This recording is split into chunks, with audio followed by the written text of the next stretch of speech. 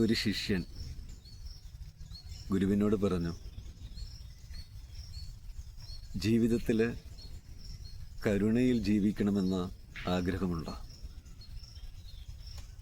അങ്ങനെ ഞാൻ കരുണയിൽ ജീവിക്കുമ്പോഴാണ് ആളുകൾ എന്നെ ദുരുപയോഗപ്പെടുത്തുമോ എന്നുള്ള ഭയം എന്നിൽ ഉണ്ട്. ഗുരു ശിഷ്യനെയും കൊണ്ട് ഒരു കിണറിൻ്റെ അടുത്തേക്ക് പോയി അവിടെ നിന്ന് വെള്ളമെടുത്തിട്ട് ആ വെള്ളത്തെ കാണിച്ച് ഗുരു ശിഷ്യനോട് പറഞ്ഞു, ഈ വെള്ളത്തെ നോക്കാം, വെള്ളം ദാഹിക്കുന്നവന് കുടിവെള്ളമായിട്ട് മാറുന്നുണ്ട്. അതേപോലെ ചെടിക്ക് ഈ വെള്ളം ഉപകാരപ്പെടുന്നുണ്ട്. ആ ചെടിയുടെ പൂവിന്, അതിൻ്റെ സുഗന്ധത്തിന്, അതിൻ്റെ സൗന്ദര്യത്തിന് വെള്ളമാണ് കാരണം. അതേപോലെ ഒരു കൃഷിക്കാരന് വിളവ് കിട്ടാൻ വെള്ളം ഉപകാരപ്പെടുന്നുണ്ട്. പക്ഷേ ഈ വെള്ളത്തെ ആരെങ്കിലും എറിയുകയോ മലിനപ്പെടുത്തുകയോ ചെയ്യുമ്പോഴാണ് അതൊന്നും പ്രതികരിക്കുന്നില്ല. അത് സ്വാഭാവികമായിട്ട് അതിൻ്റെ ഒഴുക്ക് തുടരുകയാണ് ചെയ്യുന്നത്. അതേപോലെ ഒരാളുടെ ഉള്ളിൽ ദയ ഉണ്ടാവുമ്പോഴാണ് മറ്റുള്ള ആളുകളുടെ പ്രവൃത്തികൾ ഉള്ളിലേക്ക് കയറില്ല. ദയുള്ള ഒരാൾ ജലത്തെ പോലെയാണ്. കുട്ടിക്കാലത്ത് ഞങ്ങളുടെ ഗ്രാമത്തിൽ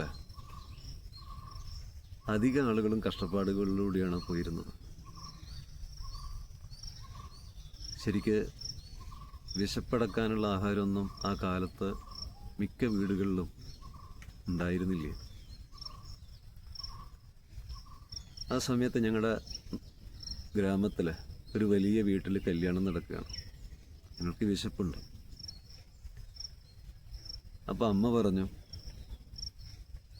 ആ കല്യാണത്തിന് നേരത്തെ ചെന്ന് കഴിഞ്ഞാൽ ആദ്യത്തെ പന്തിയിൽ ഇരിക്കാം.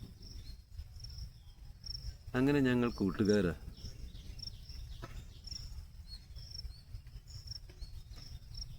ഈ പറയുന്ന കല്യാണത്തിന് എൻ്റെ വീട്ടിലേക്ക് ചെന്നു. അവിടെ ചെന്ന് ഞങ്ങൾ ആദ്യത്തെ പന്തിയിലിരിക്കാൻ നോക്കിയ സമയത്ത് ഗൃഹനാഥൻ വന്നിട്ട് ഞങ്ങളെ പിടിച്ച് പുറത്താക്കി. എന്നിട്ട് പറഞ്ഞു, കുറച്ച് കഴിഞ്ഞിട്ട് വന്നാൽ മതി. ഞങ്ങൾ പുറത്ത് ആഹാരം കഴിക്കാൻ വേണ്ടി കാത്തു നിൽക്കുക. ആ സമയത്ത് ഞങ്ങളുടെ നാട്ടിൽ ഒരു ഗോപാലേട്ടനുണ്ട്.